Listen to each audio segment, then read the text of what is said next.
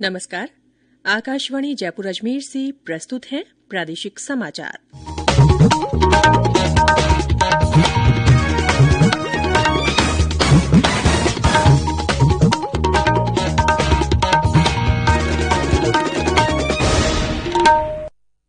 मुख्य समाचार।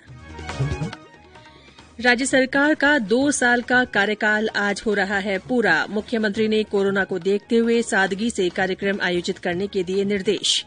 विपक्ष ने राज्य सरकार के 2 वर्ष के कार्यकाल को बताया विकास विरोधी। प्रदेश में कोरोना से स्वस्थ होने की दर बढ़कर हुई 94% से ज्यादा। और आरपीएससी आरएएस भर्ती 2018 की मुख्य परीक्षा का संशोधित परिणाम करेगा जारी।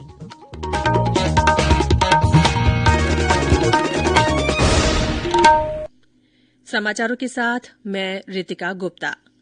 कोविड-19 महामारी के खिलाफ देश एकजुट होकर लड़ रहा है। आप भी हमारे साथ सुरक्षा और बचाव के 3 आसान एहतियाती उपायों का संकल्प लें। मास्क पहनें, 2 गज की दूरी है जरूरी, सुरक्षित दूरी बनाए रखें, हाथ और मुंह साफ रखें। और अब समाचार विस्तार से।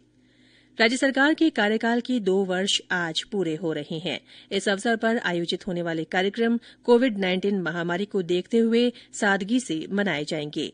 मुख्यमंत्री अशोक गहलोत ने इस बारे में निर्देश दिए हैं। राज्य स्तरीय समारोह कल आयोजित किया जाएगा। कल ही मुख्यमंत्री की अध्यक्षता में वर्चुअल माध्यम से विभिन्न विकास कार्यों के लोकार्पण और शिलान्यास किए जाएंगे। समारोह में राज्य सरकार की उपलब्धियों को वर्चुअल तरीके से प्रदर्शित किया जाएगा और उपलब्धियों पर प्रकाशित साहित्य का विमोचन किया जाएगा। श्री गहलोत ने मंत्रिपरिषद के सभी सदस्यों को 2-2 मंत्रियों के समूह में 19 और 20 दिसंबर को 3-3 जिलों का दौरा करने और राज्य सरकार की फ्लैगशिप योजनाओं तथा कोरोना प्रबंधन की समीक्षा करने के भी निर्देश दिए हैं। उधर विधानसभा में उपनेता प्रतिपक्ष राजेंद्र राठौड़ ने कहा कि कांग्रेस सरकार के 2 वर्ष अत्यंत निराशाजनक और विकास विरोधी रहे हैं। श्री राठौड़ ने कहा कि महिला सुरक्षा, भ्रष्टाचार, कर्ज माफी और बेरोजगारी भत्ता सहित हर मोर्चे पर विफल कांग्रेस सरकार के 2 वर्ष पूरे करने पर अपनी उपलब्धियां बताने की बजाय विफलता और कमजोरियों का आत्म परीक्षण करने की जरूरत है। राज्य सरकार ने संस्कृत शिक्षा, टीएडी और नगरीय विकास विभाग तथा विभिन्न न्यायालयों के लिए 337 नए पदों के सृजन को मंजूरी दे दी है। इसके साथ ही सहायक नगर नियोजक के 46 पदों पर भर्ती की भी स्वीकृति दी है। मुख्यमंत्री अशोक गहलोत ने कल इस बारे में मंजूरी दी। केंद्र सरकार द्वारा हाल ही में लाए गए कृषि कानूनों के खिलाफ देश भर के किसानों के बीच फैली भ्रांतियों को दूर करने के लिए भारतीय जनता पार्टी पूरे देश में किसान चौपाल कार्यक्रम आयोजित कर रही है। इसी कड़ी में कल कोटा में भी किसान चौपाल कार्यक्रम को संबोधित करते हुए केंद्रीय वित्त राज्य मंत्री अर्जुन राम मेघवाल ने किसानों को भरोसा दिलाया कि इन कानूनों से किसानों की आर्थिक हालत सुधरेगी और उनकी उपज का उन्हें अच्छा दाम मिलेगा। साथ ही उन्होंने ये भी आश्वासन दिया कि न तो मंडियां बंद होगी और न ही न्यूनतम समर्थन मूल्य एमएसपी पर खरीद बंद होगी। केंद्र सरकार ने कहा है कि चालू खरीफ विपणन मौसम में पिछले वर्ष की तुलना में धान की खरीद में 22.14% की बढ़ोतरी हुई है। कृषि मंत्रालय ने कहा कि अब तक 390 लाख टन से अधिक धान की खरीद की जा चुकी है। मंत्रालय ने यह भी कहा है कि न्यूनतम समर्थन मूल्य के आधार पर खरीफ फसलों की खरीदारी जारी है। राज्य के 50 नगर निकायों में अध्यक्ष पद के चुनाव के तहत आज 3 बजे तक नाम वापस लिए जा सकेंगे। 20 दिसंबर को मतदान होगा। इससे पहले कल नामांकनों की जांच की गई। जांच में 16 नामांकन खारिज किए गए। अब सभी 50 नगर निकायों में कुल 136 प्रत्याशी मैदान में हैं। ये समाचार आकाशवाणी जयपुर अजमेर से प्रसारित किए जा रहे हैं। समाचारों का सिलसिला यूं ही जारी रहेगा, लेकिन उससे पहले ये संदेश। कोरोना की वैक्सीन को ढूंढ रहा जग सारा, जब तक इसकी खोज पूरी ये पैगाम हमारा। जब तक दवाई नहीं तब तक ढिलाई नहीं, जब तक दवाई नहीं तब तक ढिलाई नहीं। खुद को इससे दूर रखना, सोच समझ कर खुद है परखना। भीड़ भाड़ हो कम या ज्यादा, मास्क सदा चेहरे पे रखना।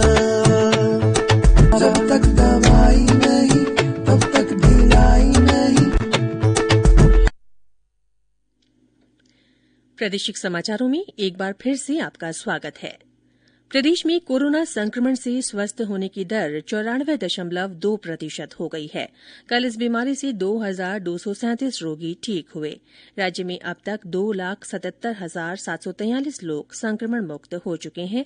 सक्रिय मामलों की संख्या भी 15,000 से घटकर 14,510 रह गई है। स्वास्थ्य विभाग के अनुसार कल 1,247 नए मामलों की पुष्टि हुई।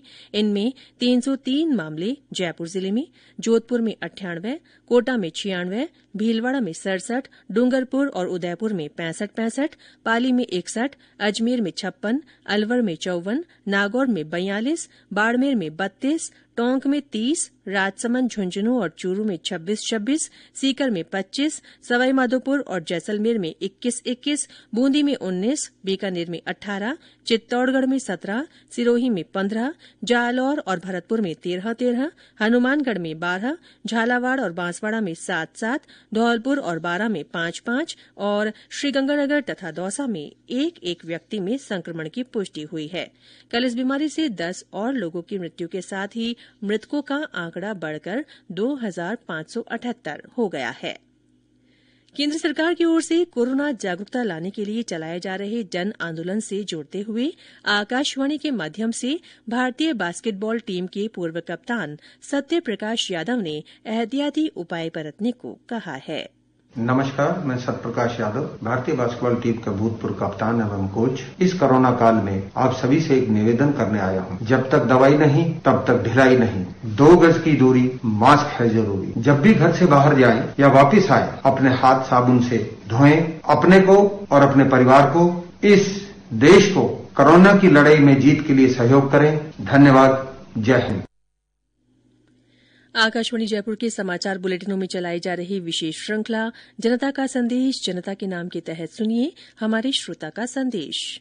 मैं परवीन कुमार गांव चांदपुरा से जिला नागौर से बोल रहा हूँ। 2 गज दूरी, मास्क है जरूरी, सोशल डिस्टेंसिंग का पालन करें। आकाशवाणी के अन्य श्रोता भी कोरोना जन जागरूकता आंदोलन से जुड़ सकते हैं। इसके लिए आपको अपना संदेश रिकॉर्ड कर या टाइप कर हमारे व्हाट्सएप नंबर 9414052368 पर भेजना है। चयनित संदेशों को आगामी बुलेटिनों में शामिल किया जाएगा। जेईई मुख्य परीक्षा अगले वर्ष से साल में 4 बार आयोजित की जाएगी। केंद्रीय शिक्षा मंत्री रमेश पोखरियाल निशंक ने कल ये घोषणा करते हुए कहा कि इससे विद्यार्थियों को अपने अंक बेहतर करने का अवसर मिलेगा। उन्होंने कहा कि उनके मंत्रालय ने विभिन्न छात्र संगठनों और अन्य से प्राप्त सुझावों के आधार पर हर साल फरवरी, मार्च, अप्रैल और मई में ये परीक्षा आयोजित करने का निर्णय लिया है। उन्होंने बताया कि फरवरी में 23 से 26 तारीख के बीच परीक्षा का आयोजन होगा।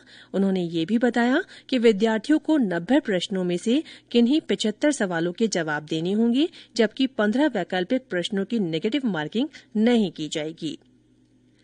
राजस्थान लोक सेवा आयोग आरपीएससी की ओर से आरएएस भर्ती 2018 की मुख्य परीक्षा का संशोधित परिणाम जारी किया जाएगा।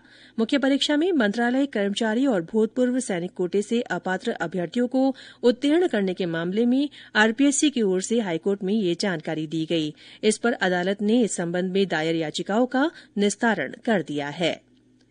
राजस्थान उच्च न्यायालय में निजी स्कूलों की फीस वसूली के मामले में कल सभी पक्षों की बहस पूरी हो गई। इस पर मुख्य न्यायाधीश इंद्रजीत महांती और न्यायाधीश सतीश शर्मा की खंडपीठ ने राज्य सरकार और अन्य की अपील पर फैसला सुरक्षित रख लिया है। प्रधानमंत्री नरेंद्र मोदी 27 दिसंबर को आकाशवाणी से मन की बात कार्यक्रम में अपने विचार साझा करेंगे। इस कार्यक्रम के लिए श्रोता अपने सुझाव नमो ऐप, माई जीओवी ओपन फोरम या टोल फ्री नंबर 1800117800 पर भेज सकते हैं। और अंत में मुख्य समाचार एक बार फिर। राज्य सरकार का 2 साल का कार्यकाल आज पूरा हो रहा है। मुख्यमंत्री ने कोरोना को देखते हुए सादगी से कार्यक्रम आयोजित करने के निर्देश दिए हैं। विपक्ष ने राज्य सरकार के 2 वर्ष के कार्यकाल को विकास विरोधी बताया है। प्रदेश में कोरोना से स्वस्थ होने की दर 94% से ज्यादा हो गई है। और आरपीएससी आरएएस भर्ती 2018 की मुख्य परीक्षा का संशोधित परिणाम जारी करेगा। इसी के साथ प्रादेशिक समाचार बुलेटिन समाप्त हुआ। हमारा अगला बुलेटिन हिंदी में दोपहर 12:30 बजे प्रसारित होगा। नमस्कार।